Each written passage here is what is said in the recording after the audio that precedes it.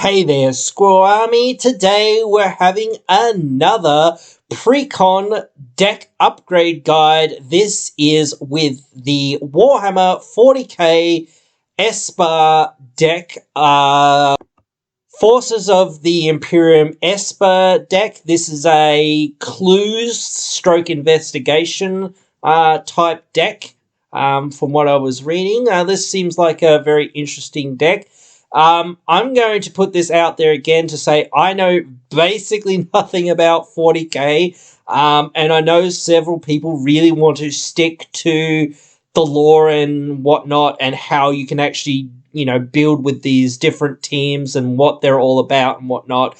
I'm really looking at these products as a Magic product. I am looking at it from a Magic player's perspective, and I'm going to upgrade this deck and do stuff with it that I feel makes sense for the strategy and the synergies of the deck, rather than sticking so much to flavor and aesthetics, etc. So if that's not really your jam, then this might not be for you. But hey, I'm going to do my best to make this a bit more of a functional deck. It isn't that bad. Obviously, all of these decks are pretty decent for the most part, but they always leave out things or whatnot in these decks, so it's always good to look at what you can take out, what you can put in, and what you can kind of do with these decks to make them just that little bit better and whatnot. So let's move on now and have a look at the face commander of this deck so that we can get a feel for what we're really going to get into. So our commander here is Inquisitor Grey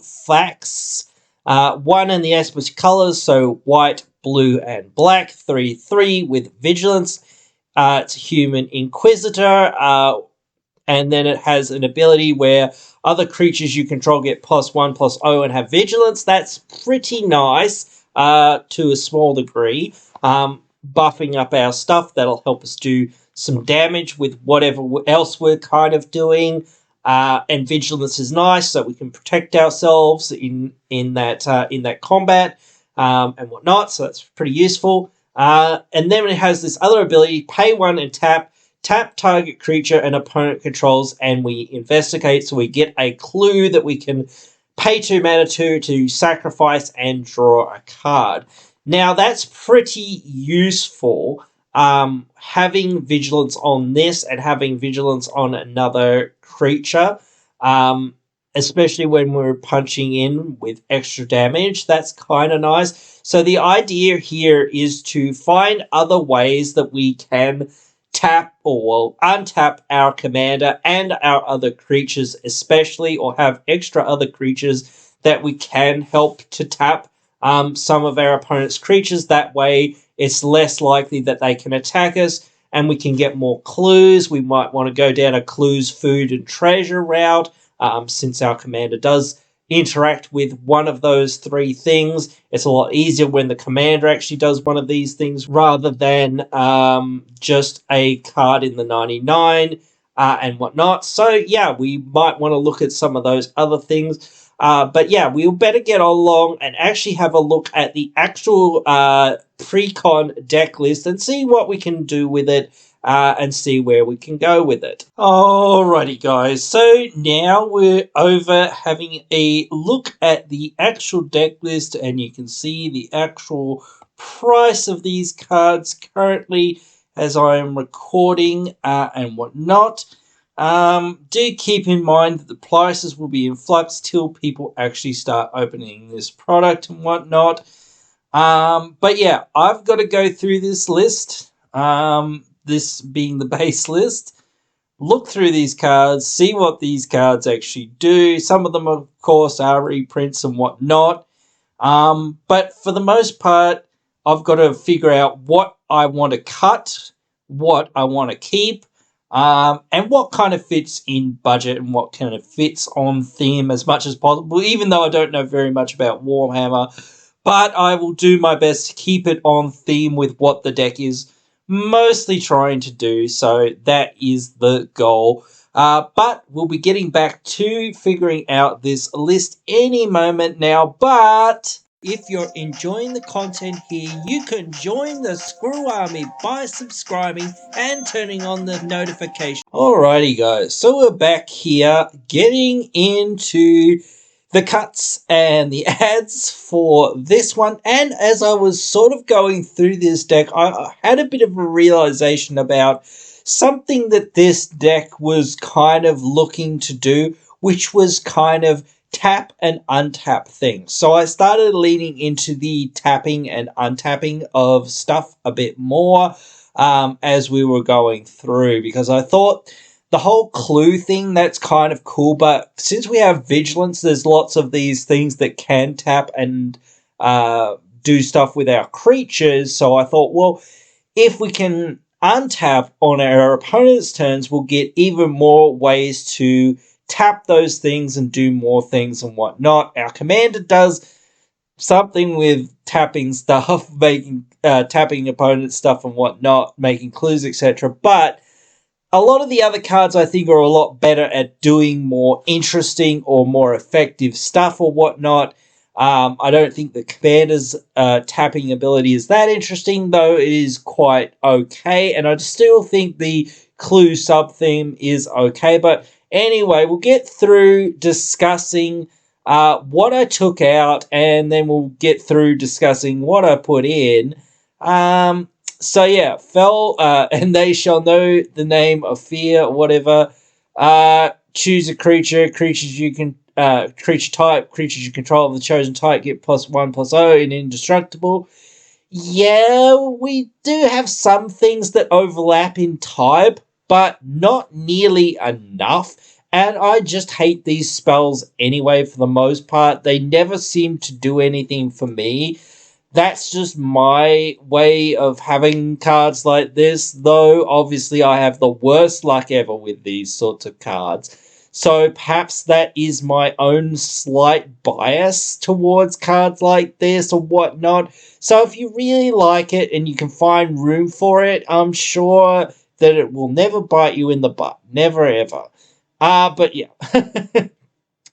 Acro Filigrant. Again, I'm going to butcher all these names, whatever. He has squad, so we can make copies of him, but I just felt like he was the most, or the least interesting creature that we sort of had in this deck, and I had to make a cut, and I thought this just was the one. He can't block. Yeah, we can untap and do some other stuff with him, but I just felt like he wasn't that important. And a 3/1, even if we can pay life to make him indestructible, isn't too exciting, so I just took it out. Assault Intercessor. The first strike and menace, that is good, but, you know, when a creature and opponent dies, you know, that player loses 2 life, isn't too bad. And on a first strike menace, maybe we'll get them to be dumb and block, but I really doubt it if our opponents are that dumb. But otherwise, not like we're killing nothing of our opponents, but we're just killing things intermittently. And for the most part, if we're killing their things, we're also half the time killing most of our stuff as well. So I just don't think that it really does a whole lot with what we're trying to do. So I just decided to yeet it on out of there. Bastion Protection is a pretty good card to buff up your commander, but we're not trying to be a Voltron deck here or whatnot. We are trying to protect our commander for sure, but I just didn't think that this was the thing we needed. We need more things that really help our entire game state. I really hate all these sagas that they put into these decks. They're just way too slow to really do anything any of the time, so I just always seem to take them out. I don't like collective effort, even though we can tap some of our things and whatnot to get more of the modes. The Destroy Enchantments, probably the best mode on this, and then what's the next best mode? I don't know.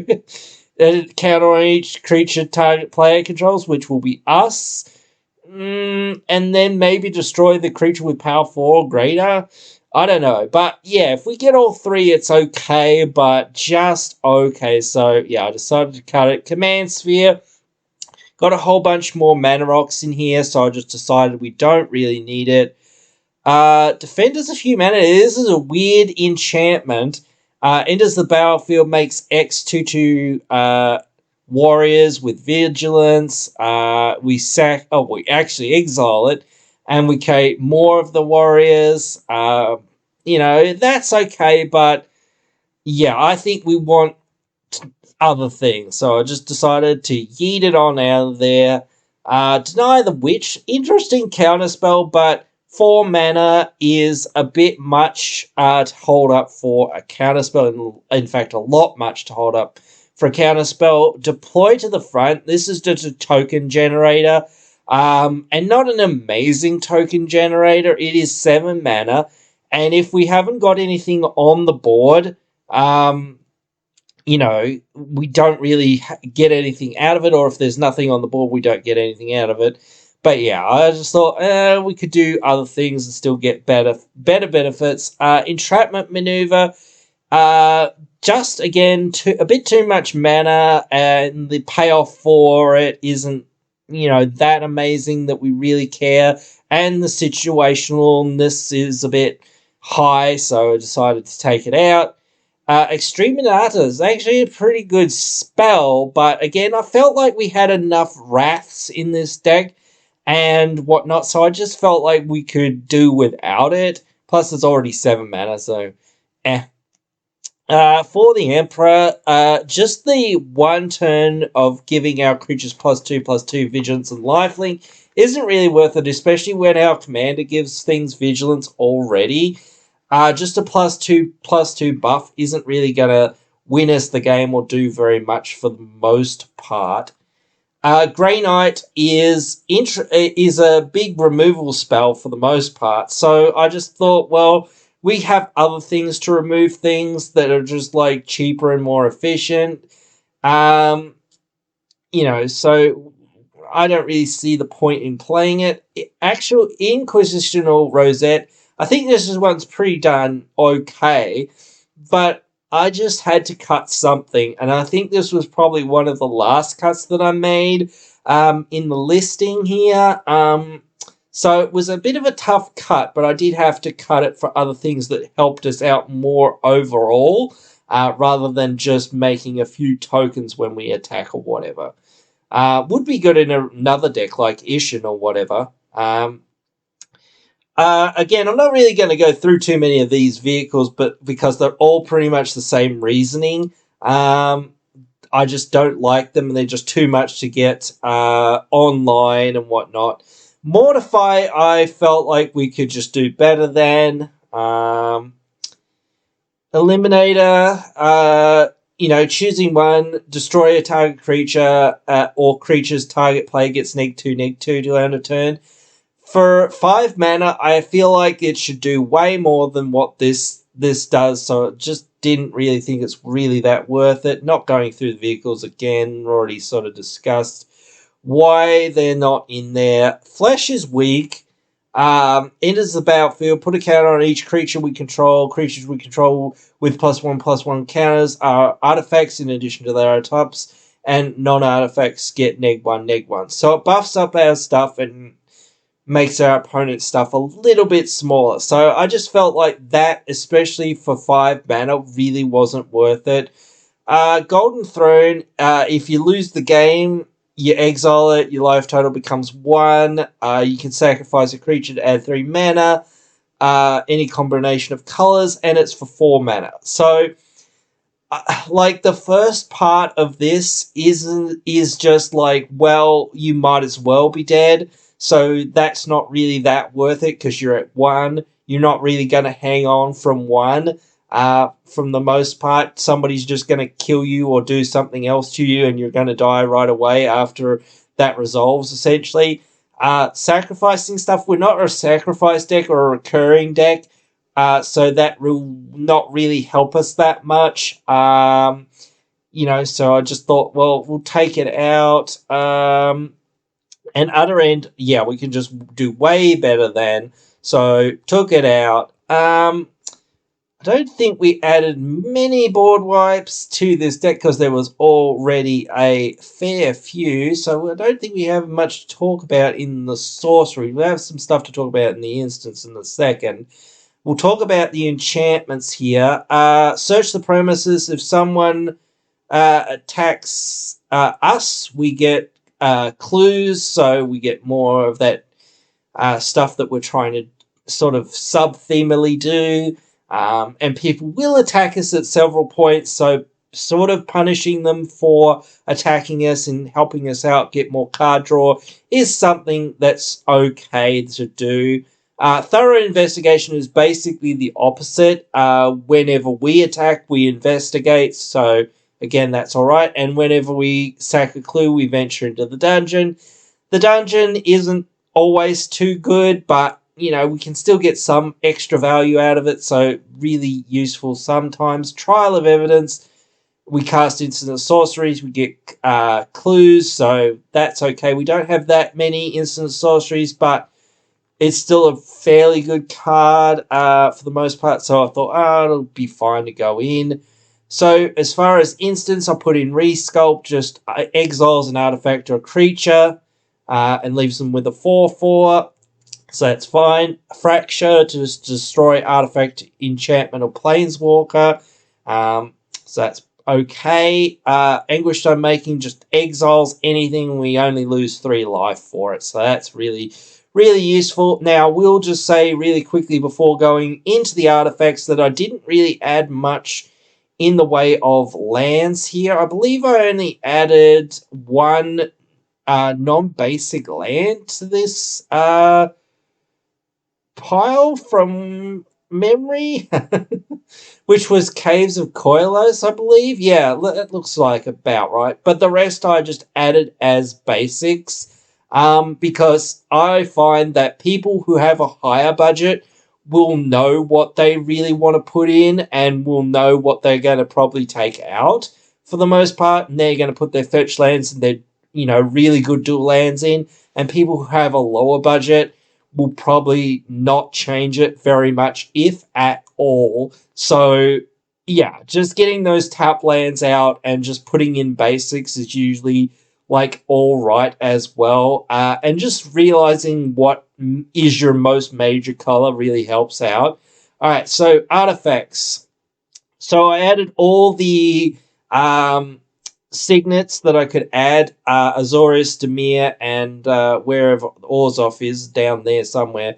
I also added Dolomgate because we're going to be attacking a bit sometimes with our creatures, and just preventing any damage that would be dealt to them during combat is useful, so that really saves our creatures from dying.